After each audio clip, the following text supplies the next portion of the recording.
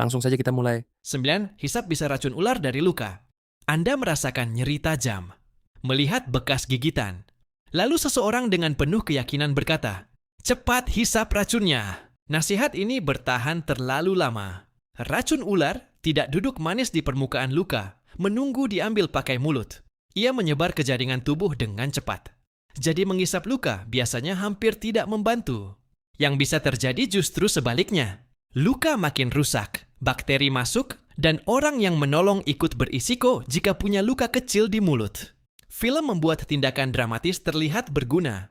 Dunia nyata sering lebih membosankan. Menenangkan korban, membatasi gerakan area tergigit, dan mencari bantuan medis jauh lebih masuk akal. Sayangnya, solusi efektif jarang terlihat keren di kamera. 8. Kalau haus di laut, minum air laut sedikit saja tidak apa-apa. Anda berada di tengah laut. Bibir pecah-pecah, tenggorokan kering. Air ada di mana-mana, namun tidak satu pun benar-benar menolong. Air laut mengandung garam terlalu tinggi untuk tubuh manusia. Ginjal harus menggunakan lebih banyak air untuk membuang garam itu daripada jumlah yang Anda minum. Jadi, hasil akhirnya absurd. Anda minum cairan untuk menjadi lebih dehidrasi. Semakin sering diminum, semakin kacau kondisi tubuh. Lemah, bingung, pusing, dan semakin sulit berpikir jernih. Manusia saat putus asa sering memilih apapun yang tersedia. Itu bisa dimengerti. Tapi alam punya banyak jebakan yang terlihat seperti solusi. Dan laut sangat ahli dalam ironi seperti itu. 7. Ikuti lumut di pohon untuk menentukan arah. Anda berdiri di tengah hutan. Semua batang pohon tampak sama. Semua arah terlihat masuk akal. Tidak ada jalan jelas. Tidak ada tanda. Lalu Anda teringat nasihat lama. Lumut tumbuh di sisi utara pohon. Ini salah satu mitos yang bertahan karena terdengar pintar. Ada unsur alam, ada kesan pengetahuan kuno, dan cukup sederhana untuk diingat. Kombinasi sempurna untuk disebarkan. Masalahnya, lumut tumbuh di tempat yang lembab, teduh, dan cocok. Itu bisa dipengaruhi hujan, sudut cahaya, kemiringan tanah, kepadatan pohon lain, aliran udara, dan banyak faktor yang tidak peduli arah mata angin. Di satu tempat mungkin tampak benar. Di tempat lain justru menyesatkan total. Dan bahaya terbesar dari informasi setengah benar adalah rasa percaya diri penuh yang diberikannya. Jika Anda bingung dan sadar tidak tahu arah, itu masih bisa diperbaiki. Jika Anda bingung tapi yakin sedang benar, masalahnya lebih rumit. Alam penuh pola. Manusia suka memaksa pola itu menjadi aturan universal. 6. Kalau diserang hewan buas, lari sekencang mungkin. Ada suara dari semak. Sesuatu bergerak. Mata menatap balik dari kejauhan. Dalam sepersekian detik, tubuh Anda memuat program lama. Lari sekarang.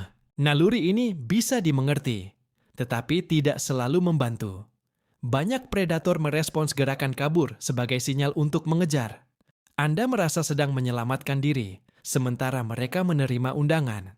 Manusia sering lupa bahwa banyak hewan memiliki kecepatan, stamina, dan refleks yang jauh di atas kemampuan kita.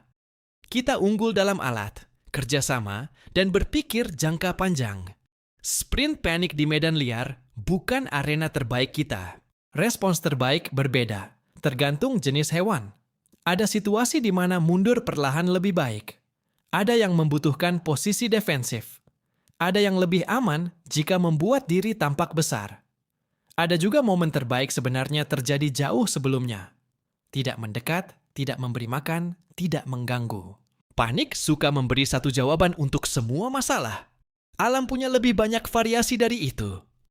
5. Kalau kedinginan, gosok tangan dan tubuh sekuat mungkin biar cepat hangat. Malam dingin menusuk. Angin terasa seperti pisau kecil di kulit. Jari mulai kaku. Lalu seseorang berkata, "Cepat gosok tangan, gerak terus, biar panas keluar." Nasihat ini terdengar masuk akal, karena tubuh memang menghasilkan panas saat bergerak. Masalahnya, orang sering melakukannya secara berlebihan dan salah waktu. Mereka menguras tenaga justru saat energi sedang terbatas. Jika Anda sudah kedinginan berat, tubuh sedang berusaha mempertahankan panas inti untuk organ vital. Bergerak terlalu keras, memaksa diri, atau terus menggosok tubuh tanpa henti bisa mempercepat kelelahan dan membuat kondisi memburuk. Menggosok tangan juga hanya memberi sensasi sementara. Kulit terasa sedikit lebih baik, sementara suhu inti tubuh belum tentu berubah banyak. Lagi-lagi, sensasi nyaman tidak selalu berarti solusi nyata. Yang lebih berguna biasanya mencari perlindungan dari angin, mengganti pakaian basah jika ada, menambah lapisan pakaian, berbagi panas tubuh dengan aman, dan menghemat energi. Fokusnya bukan sekadar merasa hangat di kulit, tetapi menjaga panas tetap berada di dalam tubuh. Manusia sering memilih tindakan sibuk yang terlihat membantu. Padahal dalam cuaca dingin, keputusan tenang jauh lebih berharga daripada gerakan panik. 4. Kalau haus di alam liar, minum dari sungai jernih saja aman. Di depan Anda ada aliran air bening, dingin, mengalir tenang di antara batu. Terlihat seperti iklan minuman sehat yang direkam di pegunungan. Masalahnya, mata manusia terlalu mudah percaya pada tampilan bersih. Jika air jernih, otak cepat menyimpulkan aman. Padahal bakteri, parasit, dan kontaminasi lain tidak wajib terlihat agar berbahaya. Hulu sungai bisa saja dilewati hewan. Tanah di sekitar bisa membawa kotoran. Mikroorganisme bisa hidup tanpa memberi tanda visual apapun. Mereka tidak memasang papan peringatan. Minum air yang terkontaminasi bisa menyebabkan muntah, diare, kram, dan dehidrasi tambahan. Dalam situasi survival, kehilangan cairan lebih lanjut adalah masalah serius. Jika memungkinkan, air perlu direbus, disaring, atau diolah dulu. Karena bertahan hidup sudah cukup sulit tanpa menambahkan gangguan pencernaan ke dalam daftar. 3. Kalau panik, ikuti insting saja. Alarm berbunyi. Orang-orang bergerak cepat, napas memendek, tangan mulai gemetar, dan nasihat klasik muncul, ikuti insting. Insting memang berguna dalam beberapa situasi sederhana. Menarik tangan dari api, menghindari benda jatuh, menyadari seseorang mencurigakan. Tapi keadaan darurat modern sering jauh lebih kompleks.